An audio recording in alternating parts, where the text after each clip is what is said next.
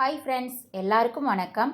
இன்னைக்கு செவ்வாய்க்கிழமை. முருகனுக்குரிய இந்த செவ்வாய்க்கிழமையில் வழிபாடு செஞ்சால் என்னென்ன பலன்கள் நமக்கு கிடைக்கும் அப்படிங்கிறத டீட்டெயிலாக இந்த வீடியோவில் பார்க்கலாம்.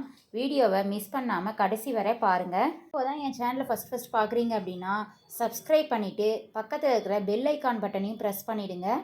அப்போ தான் நான் போடுற வீடியோஸ் எல்லாம் உங்களுக்கு நோட்டிஃபிகேஷனாக ஷோ ஆகும். வாங்க வீடியோக்குள்ளே போகலாம். பொதுவாக செவ்வாய்க்கிழமையில் எந்த ஒரு காரியத்தை நம்ம செஞ்சாலும் சரியாக இருக்காது அப்படிங்கிறனாலேயே அந்த நாளில் எந்த ஒரு செயலையும் துவங்கக்கூடாது, சுப காரியங்கள் செய்வதையும் தவிர்க்கணும் அப்படின்னு பெரியவங்கள்லாம் சொல்லுவாங்க இல்லையா. ஆனால் செவ்வாய்க்கிழமை அப்படிங்கிறது வழிபாடுகள் செய்வதற்கு மட்டும் ஏற்ற நாளாக இருக்குது. செவ்வாய்க்கிழமையில் முருகப்பெருமானை வேண்டி எந்த வழிபாடு விரதம் இதை நம்ம கடைபிடிச்சு வந்தாலும் அது பல மடங்கு அதிகமான பலனை தரும். எந்த பிரச்சனையாக இருந்தாலும் செவ்வாய்க்கிழமையில் விரதம் இருந்து வழிபட்டோம்னா அது நிச்சயமாக பலன் தரும். செவ்வாய்க்கிழமையில் துர்க்கை வழிபாடு, பைரவர் வழிபாட்டிற்கும் ஏற்ற நாளாக இது சொல்கிறாங்க. நவ கிரகங்களில் செவ்வாய் பகவானுக்குரிய கிழமை செவ்வாய்க்கிழமை. செவ்வாய் பகவானுக்கு உரிமையான நாள் அப்படிங்கிறனாலேயே செவ்வாய்க்கிழமை அப்படின்னு நம்ம சொல்கிறோம். முருகப்பெருமானுக்கு திதி, நட்சத்திரம், கிழமை இந்த மாதிரி 3 விதமான விரதங்கள் கடைபிடிக்கப்படுது.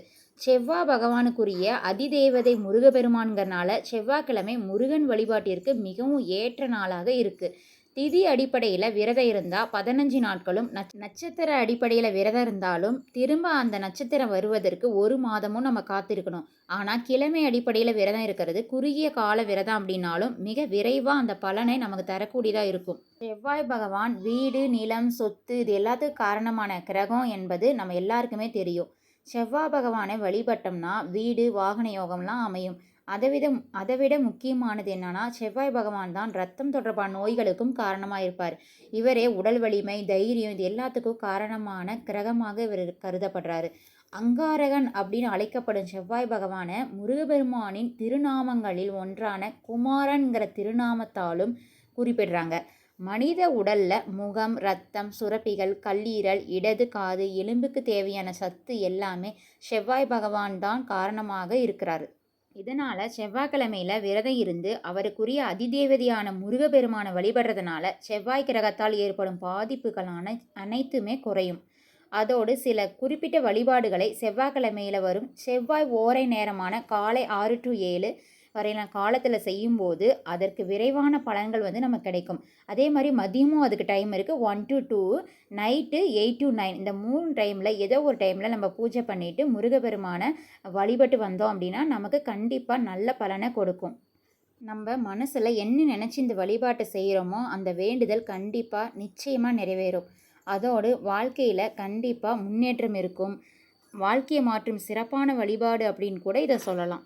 செவ்வாய்க்கிழமையில் காலையில் எந்திரிச்சு குளிச்சுட்டு வீட்டில் உள்ள பூஜை அறையில் வழக்கமாக ஏற்று விளக்கை ஏற்றி நம்ம வைக்கணும். பித்தளை தீபம் போடுறதுக்கு நம்ம எவர் சில்வர் இல்லைன்னா பிளாஸ்டிக் இல்லாத மற்ற உலோகத்தால் ஆன ஒரு தட்டை நம்ம எடுத்து வச்சுட்டு அதில் சென்டரில் மஞ்சள் குங்குமம் தொட்டு நம்ம வச்சுக்கிட்டு 6 எண்ணிக்கையிலான வெத்தலை எடுத்து அதில் வச்சுக்கோங்க.